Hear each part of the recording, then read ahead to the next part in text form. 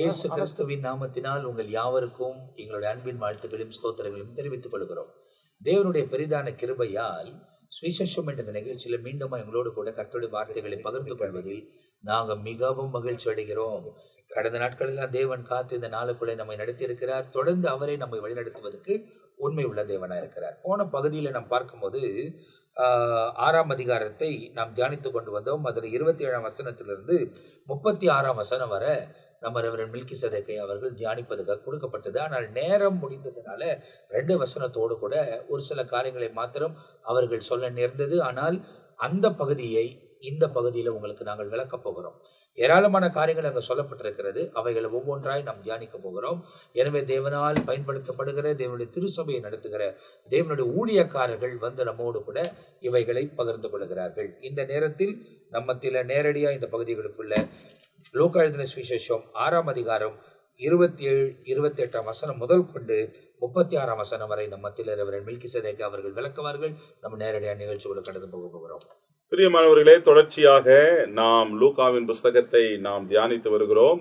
அதிலே 6ஆம் அதிகாரத்தின் 27ஆம் வசனத்திலிருந்து அதுக்கு முன்னதாக திரளான ஜனங்களுக்கு ஆண்டவர் உபதேசம் பண்ணினார். பரலோகத்தினுடைய பலனை குறித்து ஆண்டவர் சமனான ஒரு இடத்துல நின்று ஆண்டவர் பிரசங்கம் பண்ணுகிறார். சமவெளி பிரசங்கம் என்று சொன்னா சமமான இடம். மலை பிரசங்கம் என்றால் மலையில கூட்டின்னு போய் பேசின பிரசங்கம் என்று சொல்லி, இப்ப இங்க பார்க்கும் பொழுது வசனத்துல ஆண்டவர் வாழ்க்கையின் தத்துவத்தை ஜனங்களுக்கு போதிக்கிறார். ஒரு கிறிஸ்தவர்கள் அல்லது சீடர்கள், இயேசுவை பின்பற்றுகிறவர்கள் எவ்விதமாக வாழ வேண்டும் என்ற அந்த வாழ்க்கையின் விடியலை ஆண்டவர் வெளிச்சத்துல கொண்டு வந்து தத்துவத்தை ஆண்டவர் காண்பிக்கிறார். இது மிகவும் முக்கியத்துவம் வாய்ந்தது. யார் ஒருவர் இதை கடைபிடித்து நம்ம நடக்கிறோமோ கிறிஸ்தவ வாழ்க்கையிலே, நிச்சயமாக நம்முடைய வாழ்க்கை ஒரு சமாதான வாழ்க்கையாகவும் ஆசீர்வாதமுள்ள ஒரு வாழ்க்கையாகவும் பாரம் சுமை குறைந்த ஒரு வாழ்க்கையாகவும் இருக்கும் என்பதில் எந்த ஒரு சந்தேகம் இல்லை. இப்ப இதுல ஆண்டவர் சொல்கிற 27ஆம் வசனத்திலிருந்து 36ஆவது வசனம், எனக்கு செவி கொடுக்கிற உங்களுக்கு நான் சொல்லுகிறேன். யாருக்கு சொல்றாரு? அவிசுவாசிகளுக்கு இல்ல, எனக்கு செவி கொடுக்கிற உங்களுக்கு சொல்லுகிறேன், உங்கள் சத்துருக்களை சிநேகியுங்கள், உங்களை பகைக்கிறவர்களுக்கு நன்மை செய்யுங்கள். உலகம் நம்ம பகைக்கும், நம்மளும் பகைக்க கூடாது. நாம் அவர்களுக்கு முடிந்தவரை நன்மை செய்ய வேண்டும். 28ஆவது வசனம் சொல்லுகிறது, உங்களை சபிக்கிறவர்களை ஆசீர்வதிங்கள், உங்களை நிந்திக்கிறவர்களுக்காக ஜபம் பண்ணுங்கள். போன எபிசோட்ல இது குறித்து நான் ஒரு 2 வசனத்துல நம்ம பேசணும்.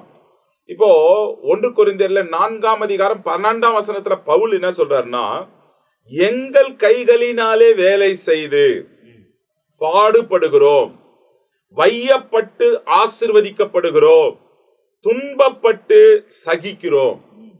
கிறிஸ்தவ வாழ்க்கை அல்லது ஊழியம் என்பது பாடு, உபத்திரவம். இப்போ அப்போஸ்தலனாகிய பவுல் நல்லா படிச்ச ஒரு மேதாவியாக அவர் இருந்தார். இந்த காலத்துல சொன்னா டபுள் கிராஜுவேட். அவர் வந்து டபுள் MA படிச்ச அளவுக்கு அந்த காலத்துல அவர் கமாலியல் பாதத்துல உட்கார்ந்து படிச்சவர். நல்ல பலம் வாய்ந்தவர், நல்லா இருந்தவர். கிறிஸ்தவர்களை துன்பப்படுத்தும் பொழுது கிறிஸ்துவை இயேசு அவரை சந்தித்து ஆண்டவரை இரட்சகராக ஏற்றுக்கொண்டு இப்ப ஊழியம் செய்கிறார். இப்ப ஊழியத்துக்கு வந்த உடனே இவர் ஒரு காலத்துல கிறிஸ்தவர்களை துன்பப்படுத்தினார், இப்ப இவர் துன்பத்துக்குள்ளாக ஆளாகிறார். அப்ப சொல்றாரு பாருங்க, எங்கள் கைகளினால வேலை செய்து. ஏன்னா கூடார பின்ற வேலைய இவர் படிச்ச ப்ரொஃபஷனல் வேற.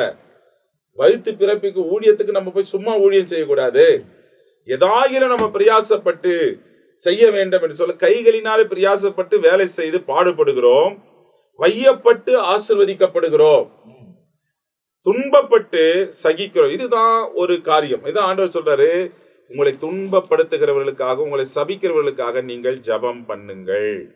அப்போ தேவனுடைய வேலை என்பது, தேவனுடைய காரியம் என்பது சாபத்தின் மத்தியிலே, துன்பத்தின் மத்தியிலே நாம் ஆசீர்வாதமாய் போக வேண்டியதுதான். அதனால்தான் யாக்கோபுல 3ஆம் அதிகாரம் 10ஆம் வசனத்துல என்னன்றார்னா, துதித்தலும் சபித்தலும் ஒரே வாயிலிருந்து புறப்படுகிறது, என் சகோதரரை இப்படி இருக்கலாகாது. ஒரே வாயில நம்ம பிரைஸ் பண்றோம், துதிக்கிறோம், அதே வாயில சபிக்கிறோம். அப்படி நாம் இருக்கக்கூடாது அப்படின்னு சொல்லி பவுல் மிக ஆணித்தரமாக இதை சொல்லுகிறார். இயேசு கிறிஸ்து கூட இதை மத்திய 5ஆம் அதிகாரம் 44ஆம் வசனத்துல சொன்னார் பாருங்க, நான் உங்களுக்கு சொல்லுகிறேன், உங்கள் சத்துருக்களை சிநேகியுங்கள், உங்களை சபிக்கிறவர்களை ஆசீர்வதியுங்கள், உங்களை பகைக்கிறவர்களுக்கு நன்மை செய்யுங்கள், உங்களை நிந்திக்கிறவர்களுக்காகவும் உங்களை துன்பப்படுத்துகிறவர்களுக்காக ஜெபம் பண்ணுங்கள்.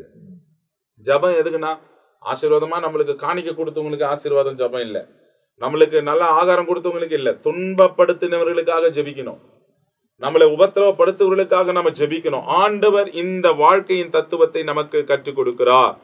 இது அப்போஸ்தலர்கள் அநேகர் இதை செஞ்சாங்க. பாருங்க, ஸ்தேவானை கொல்லும் பொழுது அப்போஸ்தலர் 7ஆம் அதிகாரம் 60ஆம் வசனத்துல பார்க்கும் பொழுது ஸ்தேவான் மீது பல்ல நரன்னு கரிச்சு கற்களை எறிறாங்க. அந்த நேரத்துல அவன் முழங்கால் படியிட்டு, வசனம் சொல்லுது பாருங்க, அவனும் முழங்கால் படியிட்டு, ஆண்டவரே இவர்கள் மேல் இந்த பாவத்தை சுமத்தாதிரும் என்று மிகுந்த சத்தமிட்டு சொன்னான். இப்படி சொல்லி நித்திரை அடைந்தான். என்ன ஒரு ரோல் மாடலா சீஷர்கள் முன்னே நம்மளுக்கு இருந்த பரிசுத்தவான்கள் வாழ்ந்திருக்கிறாங்க பாருங்க. ஆண்டவர் சொன்ன உபதேசத்தை அவங்க கடைபிடிச்சு நடந்தாங்க. இன்னைக்கு நம்ம இருக்க முடியுமா? நம்ம என்ன பண்றோம்? ஏய் வா, நான் பாத்துக்கிறேன், ஆக்ஷன்ல பண்ணிடுவாங்க, பாத்துக்கிறேன், உன்னை வெளியே வா. இவருங்க சைலண்டா இருப்பாங்க, ரவுடிங்களுக்கு சொல்லிட்டு இருப்பாருங்க. நம்ம கிட்ட ஆள் இல்லைன்னு நினைக்கிறியா? எனக்கு யார் எப்பேற்பட்ட ஆள் இருந்தாலும் கூலியார் படைகளை வச்சுக்கிறாங்க சில பேர்.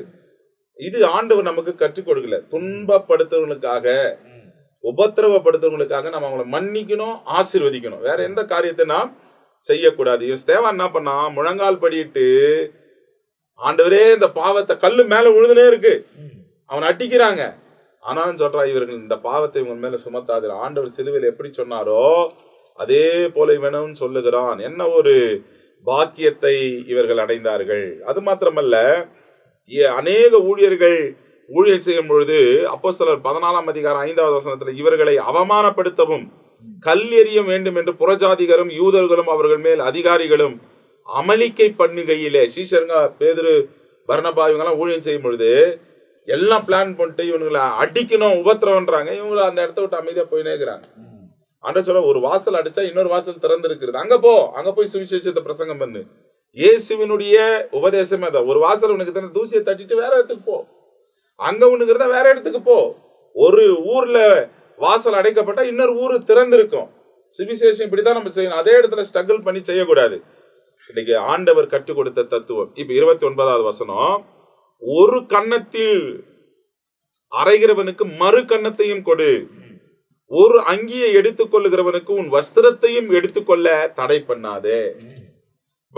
ஒரு கன்னத்துல உன் அரைஞ்சா அவனுக்கு மறு கன்னத்தை கொடு, ஒரு அங்கிய எடுத்துக்கொள்ளுகிறவனுக்கு உன் வஸ்திரத்தையும் நீயே எடுத்து கொடுத்துரு. இந்த காலத்துல என்ன பண்றாங்க, சில பேருடைய காரியமே, ஐயா அதை கொடு, ஐயா இதை கொடு, வாங்கறத தான் பாக்குறாங்களே தவிர அவுட் கோயிங் இருக்காது இவங்க கிட்ட. அவங்களுடைய ஆசீர்வாதம் சில பேருக்கு குத்திக்கும், சில பேர் என்ன பாக்குவாங்க. ஆண்டவர் உன்னை கேட்கிறவங்களுக்கு கொடு, கேட்காத உன் அங்கேயும் கொடு, உன் வஸ்திரத்தையும் கொடுன்றாரு. இது ஆண்டவர். இந்த காலத்துல இது சாத்தியமானா? இந்த காலத்துல இல்ல. நம்ம எதை கொடுப்பாங்கன்னா, கிழிஞ்சு போன இவரு போட்டு ஒரு 2 வருஷம் 3 வருஷம் ஆன துணியை தான் கொடுக்குறாங்க. யாருன்னா புது ட்ரெஸ் நான் எடுத்தேன், அவருக்கு ட்ரெஸ் இல்லாத இருக்குது, ஒருத்தர் கொடுக்கலாமா? பெங்களூர்ல ஒரு பாஸ்டர் இருந்தாரு, இப்ப சமயத்துல மறிச்சிட்டாரு. அவர் வீட்டுல புது புது ஷூஸுங்களை வாங்கி வீட்டுல வச்சுன்னு பாரு, நியூ ஷூஸ். கேட்கறதுக்கு எனக்கு ரொம்ப ஆச்சரியமா இருந்துச்சு. புது புது ஷூஸுங்களை வாங்கி வீட்டுல வச்சுன்னு பாரு, ட்ரெஸ்ஸுங்களை, ஒயிட் ஷர்ட் இதெல்லாம் வந்து வாங்கிட்டு பல சைஸ்ல. எந்த ஊழியக்காரர் செப்பல் கிழிஞ்சி ஷூ கிழிஞ்சி அவங்க வீட்டுக்கு வராங்களோ, என்ன சைஸ்ன்னு போய் அவங்க செப்பல்ல அவர் போய் பார்த்துட்டு புது ஷூவும் புது செப்பலும் புது ஷர்ட்டா அவருக்கு கொடுத்து அனுப்புவார். இன்னைக்கு பெங்களூர்ல 4 சபை இருக்குது அவங்களுக்கு. அவ்வளோ ஒரு வயசானவர் தான், அவ்வளோ ஒரு பிரபலமா இல்லை. ஆனா சாட்சியை கேட்கும் பொழுது இன்றைக்கு அந்த சபைகள் நின்று கொண்டிருக்கிறது. தமிழ்நாட்டுல பல இடங்களில எனக்கு ஆச்சரியமா இருந்துச்சு. நல்ல ஒரு தெரிஞ்சவர் தான், ஆனா இப்படி ஒரு மறைமுகமான ஒரு காரியத்தை அவர் செஞ்சிருக்கிறார். என்னன்னா, தேவன் சொன்ன காரியம். இன்னைக்கு நம்ம பண்றோம். சில பேர் சொன்னாங்க இல்லையா, ஐயா சொன்னார், ஜெயக்குமார் ஐயா, வாழைப்பழம் பண்ணு கொடுத்தா கூட சோசியல் மீடியால போட்டுறாங்க. இப்போ மறைமுகமா ஆண்டவர் சொல்லுகிற காரியம். ஒரு வஸ்திரம் கேட்டா இன்னொரு வஸ்திரத்தை கொடு. அப்போ ஆண்டவர் எதை பாக்குறாருன்னா, கொடுக்கிறவனுக்கு இன்னும் கொடுக்கப்படும், இல்லாதவனுக்கு இருக்கிறதும் எடுத்துக்கொள்ளப்படும். தாராளமா குணமுள்ளவனா இருக்கணும். ஆண்டவர் சொல்றாரு, ஒரு கன்னத்துல அரைஞ்சா மறு கன்னத்தை கொடு, உன் அங்கேயே எடுத்துக்கொள்ளுகிறவனுக்கு வஸ்திரத்தையும் கொடு. அது மாத்திரமல்ல, உன்னிடத்தில் கேட்கிற எவனுக்கும் கொடு. உன்னுடையதை எடுத்துக் கொள்ளுகிறவனிடத்தில் அதை திரும்ப கேளாதே. யாருன்னா ஐயா இது ரொம்ப நல்லா இருக்குது ஐயா, எடுத்து கொடுத்துருங்க, திரும்ப நீ எடுத்துக்க, மறுபடியும் என்கிட்ட கொடுன்னு கேட்க கூடாது. ஆண்டவர் என்னென்ன அருமையா சொல்றாரு பாருங்க. 31வது வசனம், மனுஷர் உங்களுக்கு எப்படி செய்ய வேண்டும் என்று விரும்புகிறீர்களோ அப்படியே நீங்களும் அவர்களுக்கு செய்யுங்கள். இந்த வசனம் ரொம்ப முக்கியமான ஒரு காரியம். சில பேருக்கு என்னன்னா, நம்ம போனா ஷால் போட்டுடணும், நம்மளுக்கு போனா மாலை போடணும், நம்மளை போனா உயர்த்தி வைக்கணும் இவங்களுக்கு ஆசை. ஆனா இவங்க யாருக்கும் அது மாதிரி செய்ய மாட்டாங்க. ஆண்டவர் என்ன சொல்றாரு, மற்றவங்க உனக்கு என்ன செய்யணும் நீ விரும்புறியோ அதை போய் நீ செய். ராஜா கனம் பண்ணுகிற மனுஷன் எப்படி செய்ய வேண்டும் அப்படின்னு சொல்லி ஆமான் கிட்ட கேட்கும் போது ஆமான் நினைச்சான், நான் ராஜா நம்மளை தவிர யார கனம் பண்ண போறாருன்னு சொல்லி பெரிய லிஸ்ட் சொல்லிட்டான். ராஜா ஏறுன்னு அதே ரதத்துல ஏற வேண்டும், ராஜா மோந்திரம் போட வேண்டும், ராஜா வஸ்திரம் தரிக்க வேண்டும், பிரதானிகளில் ஒருவன் அமர்ந்து ராஜா கனம் பண்ணுகிற மனுஷன் இப்படித்தான் இருக்க வேண்டும் என்று சொல்லி தான் வாயில சொல்ல வேண்டும். எல்லாம் இவன் நினைச்சிருக்கிறான். இவனுடைய இமேஜினேஷன் என்னன்னா, நம்மளை தவிர ராஜா யாரை கனப்படுத்துவார் சொல்லிட்டா, நீ சொன்னபடியே ஒண்ணு கூட தவறாதபடி போய் மொத்தகாய்க்கு செய்யின்ட்டு. இப்ப ஆண்டவர் இங்க புதிய ஏற்பாட்டுல என்னன்றாருன்னா, உனக்கு யார் என்ன செய்யணும்னு விரும்புறியோ நீ செய். மத்தேயு 7ஆம் அதிகாரத்துல 12ஆம் வசனத்துல, ஆதலால் மனுஷர் உங்களுக்கு எவைகளை செய்ய வேண்டும் விரும்புகிறீர்களோ அவைகளை நீங்களும் அவர்களுக்கு செய்யுங்கள், இதுவே நியாய பிரமாணமும் தீர்க்க தரிசனமாம். நம்ம செய்ய வேண்டும். கலாத்தியர்ல 5ஆம் அதிகாரம் 14ஆம் வசனத்துல பவுல் சொல்லும் கலாத்திய சபைக்கு, உன்னிடத்தில் நீ அன்பு கூறுவது போல பிறனிடத்தில் அன்பு கூறுவாயாக என்ற ஒரே வார்த்தையினாலே நியாய பிரமாணம் முழுவதுமாய் நிறைவேறுகிறது, அடங்கி இருக்கிறது. அப்போ இதெல்லாம் ஆண்டவர் எதனா அன்பு தான் இதனால செய்ய முடியும். ஒரு கன்னத்துல அரைஞ்சவனுக்கு இன்னொரு கன்னத்தை காட்டுனா அன்பு, ஒரு வஸ்திரத்தை கேட்டா இன்னொரு வஸ்திரத்தை கொடு அன்பு, எடுத்துக்கொண்டவனுக்கு திரும்ப கேட்காத அன்பு. அப்போ அன்பு சகலத்தையும் தாங்கும், சகிக்கும், நம்பும் என்றத இந்த உபதேசத்துல எதை ஆண்டவர் கொண்டு வருகிறார்னா அன்பை வெளிப்படுத்துகிறார், அன்பை காட்டுகிறார். அப்போ அதனாலதான் மனுஷர் உங்களுக்கு என்ன செய்ய வேண்டும் நீங்கள் அப்படியே அவர்களுக்கு செய்யுங்கள். உங்களை சிநேகிக்கிறவர்களை நீங்கள் சிநேகித்தால் உங்களுக்கு பலன் என்ன? பாவிகளும் தங்கள் சிநேகிக்கிறவர்களை சிநேகிக்கிறார்களே. இப்ப யாருக்கு கொடுப்பாங்கன்னா, கிறிஸ்துமஸ் நாம எங்க சபையில சொல்லி இருக்கிறேன், கிறிஸ்துமஸுக்கு உனக்கு ரிட்டர்ன் யாரு பண்டிகை பலகாரம் கொடுத்தா அவங்க வீட்டுக்கே கொடுக்காத, உனக்கு கொடுக்குவாங்க செய்வாங்கன்றவங்களுக்கு கொடுக்க கூடாது. யாரு முடியாது இருக்கிறாங்க அவங்களை அடையாளம் கண்டு நாம் செய்ய வேண்டும். அதுதான் ஆண்டவர் சொல்லுங்க, உனக்கு திரும்ப செய்வாங்க அப்படின்னு யாரு இருக்கிறாங்க அவங்களுக்கு செய்யாத, முடியாதவர்களுக்கு செய்ய வேண்டும். ஏன்னா பாவி கூட அப்படித்தானே செய்யறானே, அவனும் அப்படித்தானே செய்யறான். உங்களுக்கு நன்மை செய்கிறவர்களுக்கே நீங்க நன்மை செய்தால் உங்களுக்கு பலன் என்ன? பாவிகள் அப்படியே செய்கிறார்கள். திரும்ப கொடுப்பார்கள் என்று நம்பி நீங்கள் கடன் கொடுத்தால் உங்களுக்கு பலன் என்ன? திரும்ப தங்களுக்கு கொடுக்கும்படியாக பாவிகளும் தங்களுக்கு கடன் கொடுக்கிறார்களே. அதனால்தான் ஆண்டு சொல்ற, உங்கள் சத்துருக்களை சிநேகியுங்கள், கைமாறு கருதாமல் கடன் கொடுங்கள், அப்பொழுது உங்கள் பலன் மிகுதியாயிருக்கும், உன்னதமானவருக்கும் நீங்கள் பிள்ளைகளாயிருப்பீர்கள். அவர் நன்றி அறியாதவர்களுக்கும் துரோகிகளுக்கும் நன்மை செய்கிறாரே. நம்முடைய ஆண்டவருடைய குணம் என்னன்னா, நன்றி அறியாதவர்களுக்கும் அவருக்கு துரோகியா இருக்கிறவர்களுக்கு ஆண்டவர் என்ன சொன்னார்? நன்மை செய்கிறார். கடைசி வசனம் 30, ஆதலால் உங்கள் பிதா இரக்கம் உள்ளவராய் இருக்கிறது போல நீங்களும் இரக்கமுள்ளவர்களாயிருங்கள். நம்முடைய ஃபாதர் எப்படியோ, நம்முடைய பிதா எப்படியோ அப்படியே நாம் இருக்க வேண்டும் என்று ஆண்டவர் வாழ்க்கையின் தத்துவம். பாக்கிய வசனங்களிலே ஒப்பிடப்பட்ட அவர் பாக்கிய வசனங்கள் மலையில இது சமனான வெளியில ஆண்டவர் உபதேசம் பண்றார். அப்போ நம்முடைய வாழ்க்கையை மாற்றி அமைக்கக்கூடிய உபதேசம் இயேசு கிறிஸ்துவுடைய டீச்சிங். உலகத்தான் அநேகர் இதை வாசித்து அவங்களுடைய லைஃப் ஸ்டைலே மாறி இருக்கிறது, நல்ல வழியில வந்திருக்கிறாங்க. காரணம் இயேசு கிறிஸ்துவுடைய உபதேசம் சாதாரணமானதல்ல, ரொம்ப பொறுமையையும் அன்பையும் இது நமக்கு காண்பிக்கிறது. இப்படி நடப்போம் என்றால் நம்முடைய லைஃப் ஒரு சக்சஸ்ஃபுல் லைஃபாய் காணப்படும். இந்த இடத்துல பார்த்தீங்கன்னா இந்த 10 வசனம் நமக்கு விளக்கப்பட்டிருக்கிறது. இன்னும் ஆழமாய் போக வேண்டுமானால் இன்னும் ஆழமாய் ஒவ்வொரு வசனத்தையும் பிரசங்கிக்க முடியும். ஆனால் நேரம் குறுகியதாக இருக்கிறபடியால் அவைகளை எவ்வளோ அளவுக்கு சொல்ல முடியுமோ அவைகளை சொல்லுவதற்கு கர்த்தர் கிருபை தருகிறார். 10 வசனங்கள் விளக்கப்பட்டிருக்கிறது. அடுத்த பகுதியில் அவர் தியானிக்கிற விஷயத்த 37லேருந்து 42ஆம் வசனம் வரை இந்த இடத்துல தொடர்ச்சியாய் அவர் பேசுகிறதை பார்க்கிறோம். அந்த பகுதியை நம்ம மத்தியில் ரெவரண்ட் ஜான் பீட்டர் ஐயா நமக்கு விளக்குவாங்க. நாம் அவைகளை கேட்க போகிறோம். பிரியமானவர்களே, இந்த போதனை ஒரு கிறிஸ்தவர்கள் தேவனை அறியாதவர்களும் தேவனை அறிந்தவர்களும் பின்பற்றி வாழ வேண்டிய ஒரு காரியம். 2 விஷயந்தான். ஒன்று பரலோகத்துக்கு போகணும், இல்லைன்னா நரகத்துக்கு போகணும். பரலோகத்துக்கு போகணுன்னு விரும்புகிறவங்க கிறிஸ்தவர்களோ கிறிஸ்தவை அல்லாதவர்களோ இதை பின்பற்றி தான் ஆக வேண்டும். இதை பின்பற்றாத எவரும் பரலோகத்துக்கு கண்டிப்பாக கிடையாது. அதனால் இந்த இடத்துல ஆண்டவர் சொல்லி ஏற்கனவே சொன்ன காரியம் 37 சொல்கிறாரு, யாரையும் குற்றவாளியாக தீர்க்காதீங்க. இது இன்னைக்கு அதிகமாக மலிந்து கிடக்கிறது. யாரையும் குற்றவாளி, ஏராளமான வசனங்கள் பைபிளில் இருக்குது. இது ஆண்டவர் சொன்னார கண்டிப்பாக கை கொள்ளணும். சோதனை வரும். நம்ம எதை பிரசங்கம் பண்ணுறோம் அதே சோதனை தான் நமக்கு வரும். அதனால தான் அவங்களுக்கு இது சொல்லிக் கொடுக்குறதே அவருடைய சீஷர்களுக்கு தான். ஏன்னா இவங்க பரலோகத்துக்கு போய் சேரணும், இவங்க பரலோகத்துக்கு போகணும். இவர்களால் யாருக்கு சொல்லப்படுகிறது, அவர்களும் பரலோகத்துக்கு வரணும். பரலோகத்திலிருந்து இறங்கி வந்தவரே என்ன எதைத்தான் சொன்னாரு, மனம் திரும்புங்கள் பரலோக ராஜ்யம் சமீபத்தில். இதை மையமா வச்சுதான் அந்த உபதேசமே பண்றாரு. அறிஞர்கள் மேதாவிகள் மத்திய 5 பற்றி சொல்றாங்க, ஆனா லூக்கா 6 பற்றி யாரும் சொல்றதில்லை. அவங்களுக்கு தெரிந்ததெல்லாம் 5ஆம் அதிகாரம் தான். அதே போதனை தான் இங்க வித்தியாசமா சொல்லியிருக்கு. அப்போ அவங்க சொல்லுகிற காரியம் என்ன, கிறிஸ்தவர்கள் இதை போதிக்கிறாங்க, நாங்களும் இதை படிக்கிறோம், அருமையான சத்தியங்கள்.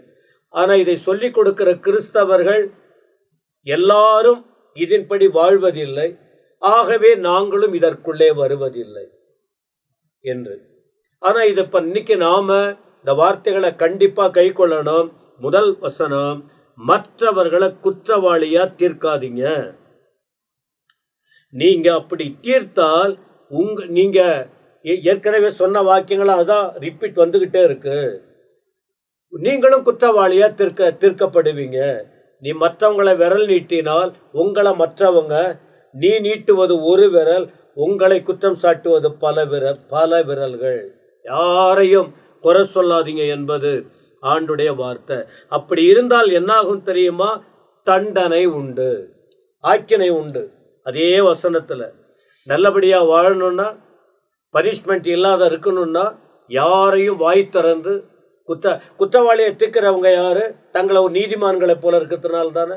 நான் ஒரு தப்பும் பண்ணலை, நாங்கள் எல்லாத்துலேயும் கரெக்டாக இருக்கிறோம். உன் முதுகுக்கு பின்னால் இருக்கிறது உனக்கு தெரியாது, மற்றவங்களுக்கு தான் தெரியும். உன் பின்னால் அதான் சொல்லுவாங்க, ஹலோ உன் முதுகில் இருக்கிறத முதல்ல எடுப்பா, அப்புறம் மற்றவங்க விஷயத்தை பார்க்கலாம். அடுத்த வார்த்தை, கொடுங்கள் அப்பொழுது உங்களுக்கு கொடுக்கப்படும், அப்பொழுது அமுக்கி குலுக்கி சரிந்து விடும்படி நன்றாய் அளந்து உங்கள் மடியிலே போடுவார்கள். நீங்கள் எந்த அளவினால் அளக்கிறீர்களோ அந்த அளவினால் உங்களுக்கு அளக்கப்படும். ஆண்டவர் சிலருக்கு கொடுப்பது எதற்குன்னு சொன்னா, தங்களுக்கே வைத்துக் கொள்ளுவதற்கு அல்ல, பிறருக்கு கொடுப்பதற்கு தான். அப்ப தன்னை இல்லை, நமக்கு இல்லை, நம்ம யாருக்கும் ஒன்றும் செய்ய முடியாது. ஒருத்தவங்களுக்கு நீங்க கொடுத்தா கூட உங்கள் பலத்தின்படி அவங்களுக்கு கொடுக்கணும்னு சொல்லி இருக்கு. கடன் வாங்கி கொடுக்கணுங்கிற அவசியம் இல்லை. இவங்களுக்கு நான் செய்யணும்னு கடன் வாங்கி செய்தால் கடைசியில் நாங்கள் மற்றவங்களுக்கு முன்னால் போய் நிற்க வேண்டிய நிலைமை ஏற்பட்டு விடும். அதனால நான் அப்படி கடன் வாங்கி கொடுத்துருக்கிறேன், கடன் வாங்கி சாப்பாடு போட்டிருக்கிறேன். ஆனால் கர்த்தருடைய கிருபையினால் அதை கொடுத்துடுறாரு. ஏன்னா என் உள்நோக்கம் என்ன தெரியுமா, உள்நோக்கம் நமக்கு இல்லைனாலும் மற்றவங்க நல்லா இருக்கணும் அது. ஆனால் நம்ம கடன் வாங்கி கொடுக்கும் போது ஏமாத்துற ஒரு கூட்டம் இருக்கு. அதனால தான் சிலர் சொல்றாங்க, மடி அறிந்து பிச்சை போடு, சூழலை பார்த்து கொடுன்னு. ஆனா இப்ப எனக்கெல்லாம் நான் என்னை பத்தி நான் சொல்றேன், உங்களுக்கு புத்தியே வராதுன்னு சொல்லுவாங்க, என்ன இப்பவும் திட்டுறாங்க. அதை பத்தி எனக்கு கவலை இல்லை. என் உள்நோக்கம் என்ன தெரியுமா? மற்றவங்கிட்ட அபகரிக்கணுங்கிறது இல்லை. நான் கடன் பட்டா கூட சரி, இது ஞான குறைவா கூட இருக்கலாம், ஆனா ஞானமா தான் இருக்கணும், ஞானமா இருக்கணும். ஆண்டோடைய வார்த்தை சொல்லுது, கொடுப்பா உனக்கு கொடுக்கப்படும். நிறைய ஆண்டவர் கொடுப்பார். அதனால ஆண்டவர் கொடுத்தார், ஆண்டவர் தன்னையே கொடுத்தார், தன் உபதேசத்தை கொடுத்தார். இன்னைக்கு உலகம் முழுவதும் அது வளர்ந்து பெருகி இருக்கு. அதனால கொடுக்கணுங்கிற, வாங்கணுங்கிற எண்ணத்தை விட முடிந்த வரைக்கும் பிறருக்கு கொடுக்கணுங்கிற எண்ணம் நல்லது. இப்ப இது சொல்லும்போது ஒரு ஓமையை சொல்றார். 39 சொல்றார். பின்னும் அவர் ஒரு ஓமைய சொல்றாரு. குருடனுக்கு குருடன் வழிகாட்ட கூடுமா? இருவரும் பள்ளத்தில் விழுவார்கள். நீ மற்றவங்களுக்கு போதிக்கிற, நீ முதல்ல தெளிவா இருப்பா. ஓமைய சொல்லி வர்றார். இது வரைக்கும் விஷயங்களை சொல்லிட்டு திரும்ப ஒரு திடீர்னு ஒரு காரியத்தை சொல்றாரு. அப்ப இது வரைக்கும் அப்ப ஆண்டவர் தெளிவா இருக்கிறார். அதனால அவர்கள் கூட இருக்கிறவங்க தெளிவா இருக்க வேண்டும். இப்போ நீ பிறருக்கு கண்மூடித்தனமா சொல்லிவிட்டால், நீ அதன்படி நடக்காவிட்டால், பிறரையும் சரியான வழியில் நடத்துகிற நபராய் நீ இருக்க முடியாது. நீ தெளிவாய் சொன்னால், நீ தெளிவாய் நடந்தால், நீ சொல்லுகிற வார்த்தையை கேட்கிறவங்க, கவனிக்கிறவங்க, பின்பற்றுறவங்க தடுமாறி கீழே விழாம தங்கள் வாழ்க்கையை காத்து கொள்ள முடியும். அதான் சொல்றாரு, குருடன் மற்றவனுக்கு குருடனுக்கு சொல்ல முடியாது. அப்படி சொன்னா 2 பேரும் பள்ளத்திலே விடுவார்கள். 40ஆம் வசனத்துல சொல்றாரு, சீஷன் தன் குருவுக்கு மேற்பட்டவன் அல்ல, தேறினவன் எவனும் தன் குருவை போல் இருப்பான். என்ன சொல்லுவாங்க? ஏபிசி தான் தெரியும், ஆனா DEFGHIJ எல்லாம் தெரியுது போல நடிக்க கூடாது. ஒரு குரு கிட்ட நீ கத்துக்கிட்டன்னா, அவரு குரு ஒன்னு கற்றுக் கொடுத்தால் அவருக்கு இன்னும் பல விஷயம் தெரியும். உனக்கு கற்றுக் கொடுக்கப்பட்டது கொஞ்சம் தான். அதனால கற்றுக்கொண்டது கொஞ்சம். எனக்கு அவர் என்ன குரு, அவர் என்ன பெரிய டீச்சர், அவர் என்ன பாஸ்டர், என்ன ரெவரன், எங்களுக்கு எல்லாம் தெரியும்னு சொல்லாத. நீ கற்றுக்கொண்டது கொஞ்சம் தான், ஆனா கற்றுக்கொள்ள வேண்டிய காரியம் அவர்கிட்ட இருக்கு. நீ கற்று நிச்சயித்தவைகளில் நிலைத்திரு. அதான் சொல்ல, குருவுக்கு மேல பறக்காதப்பா. ஏன்னா தேறினவன் எவனும் தன் குருவை போல இருப்பான். நீ தேறிட்டேனா குரு போல என்ன செஞ்சிருவ? எல்லாம் கற்றுக்கொண்டு வளர்ச்சி அடைந்தால் உனக்கு அநேகரை நீ உருவாக்கக்கூடிய நிலைக்கு வர முடியும். 41 சொல்றாரு, உன் கண்ணில் இருக்கிற உத்தரத்தை நீ முதல்ல உணரு. உன் சகோதரன் கண்ணில் இருக்கிற துரும்பை பார்க்கிறது. அப்ப என்ன சொல்றாரு? முதல்ல உனக்குள்ள இருக்கிற பலவீனம் என்ன? நீ பிறருக்கு சொல்லுகிறாய், உனக்குள்ள இருக்கிற குறைபாடு என்ன? என்ன குறைவு இருக்கு? அந்த குறைவை வைத்து வெளியே வந்துடு. அப்ப மற்றவனை ஈஸியா நீ நல்வழியிலே நடத்த, நீ விடுதலை பெற முடியாம விடுதலை இல்லாதவனுக்கு விடுதலை கொடுக்க முடியாது. முதல்ல நீ விடுதலை பெறு, அடுத்து அவனை ஈஸியா விடுதலைக்கு கொண்டு வர முடியும். 42 அல்லது நீ உன் கண்ணில் இருக்கிற உத்தரத்தை உணராமல் உன் சகோதரன் நோக்கி, சகோதரனே, நான் உன் கண்ணில் இருக்கிற துரும்பை எடுத்து போடட்டும் என்று நீ சொல்வதெப்படி? மாயக்காரனே, முன்பு உன் கண்ணில் இருக்கிற உத்தரத்தை எடுத்து போடு, பின்பு உன் சகோதரன் கண்ணில் இருக்கிற துரும்பை எடுத்து போட வகை பார்ப்பாய் என்று இந்த வாக்கியங்கள் சொல்லுகிறது. அந்த போதனையின் அடுத்த கட்டமாக ஆண்டவர் சொல்றது என்ன? உணர்த்தி சொல்றாரு, நீ தெளிவாயிரு, மற்றவர்களை வழி நடத்து என்று. அப்ப ஆண்டுடைய இருதயத்தின் போல நாம கூட மாற வேண்டும். ஏன்னா இதுதான் உபதேசம். கடைசி காலத்தில் வாழுகிறோம். இன்னைக்கு போதனை தான் வாழ்க்கையா இருக்கு, சாதனை அல்ல. ஆண்டவர் விருப்பம் என்ன? போதனையும் சாதனையும் ஒன்றாய் இருந்தால் பரலோகத்துக்கு திரள் ஜனங்கள் வர முடியும்.